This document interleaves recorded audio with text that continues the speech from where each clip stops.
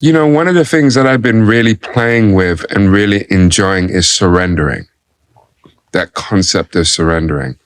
And it was something that for many years, it was tough for me to do. And as I've gotten older and as I've learned to soften my heart, I've really learned how to surrender. You know, as you talk about that and you're like, yeah, I don't know if I can do that. How much of it is you not surrendering? Oh, most of it, all of it probably, right? Yeah. And whatever part isn't about that could probably be solved through a deeper form of surrender. Because if you're truly letting go, then there's no space for that cackle. Yeah. Yeah. But liberation is hard.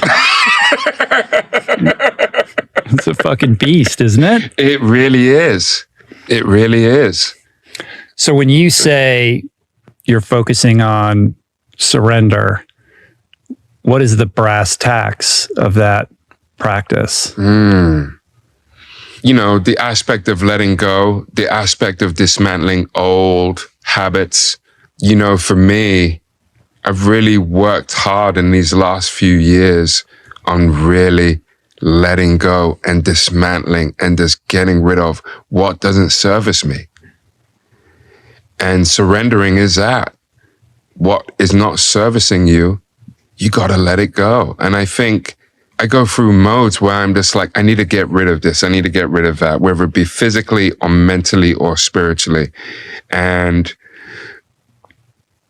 it's becoming part of my muscle memory now because I'm realizing that it's lightening up my load in so many ways that I could even possibly imagine. It's lightening up my load and it's making things a lot more easier and clearer for me. The more I can let go, the more. And, I said this in the last time we were here, holding that backpack and just being able to let go. But it's really true. And in that surrender, I think for so many of us, and especially for men, there's a kind of, they equate surrendering with weakness. And to me, surrender is almost like a superpower. It takes a lot. It's also an act of courage because it's forcing you to confront yourself in an honest way and make peace with the fact that you're not the all-powerful, in-control being that you would like to believe that you are, right? You have to disabuse yourself of that delusion. Yeah. And that's very threatening to the ego. And it requires courage. So it's actually the antithesis of weakness. Weakness is going about your way and never turning the gaze inward to deconstruct that illusion. Yeah. But it's a leap. It's a leap for a lot of people. If you tell somebody the solution to your problem is to let go, that immediately gets interpreted as waving the flag of defeat. When all of our instincts and every kind of input over the course of our lives is telling us to like push. And if you're strong enough or you can summon the will, you'll be able to solve the problem that way. And that's the gift of, having experienced a life crisis, be it existential or with substances or some form of addiction, is that you're forced to confront that. And then you kind of find your way to the other side and realize the power of surrender and how it's very different than what you might imagine. Imagined it to be. For sure. And, one of which for me was a big one, was alcohol. That was a big one. I think I'm going on maybe 2.5 years now where I haven't touched it. And that was a big one for me because I would somewhat lean on it once I realized that I didn't need alcohol in my life anymore and just got rid of it, things started becoming a lot more clearer for me. And I know it sounds cliche and a lot of people are like, oh my God, I got rid of alcohol and I got rid of drugs and it became more mystical and clear. But something did essentially happen for me when I gave up alcohol. And then being in establishments and being in areas where I saw my friends drinking and seeing what they were doing when they drank too much or how they would act, and being in those environments.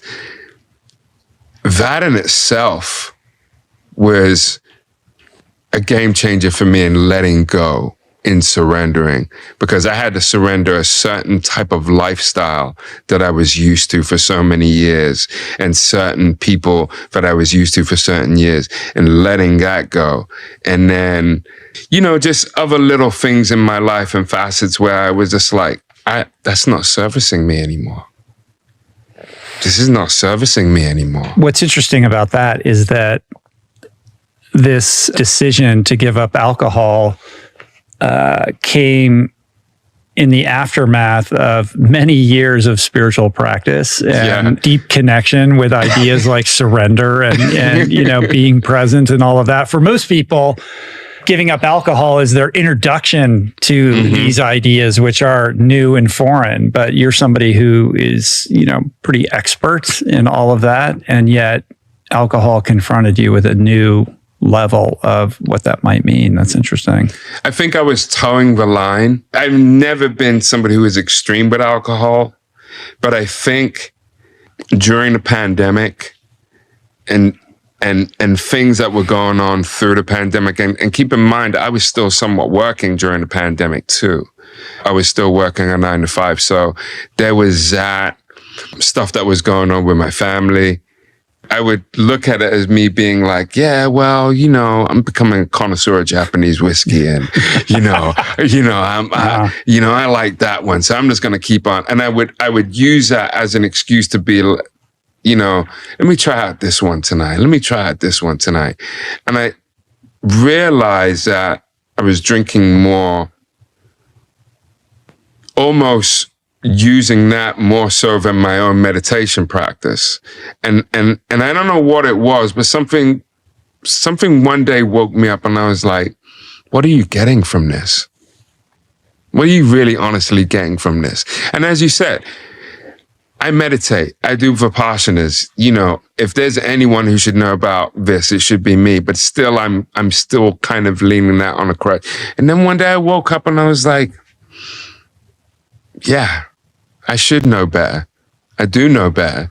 Well, this in a nutshell is the good news and the bad news about pursuing a spiritual path, is it not? Right? Because on the one hand, you can't buy into your own bullshit anymore. Once you've progressed to a certain point, you're able to see through your own nonsense, and you have this compulsion to call yourself on it, right?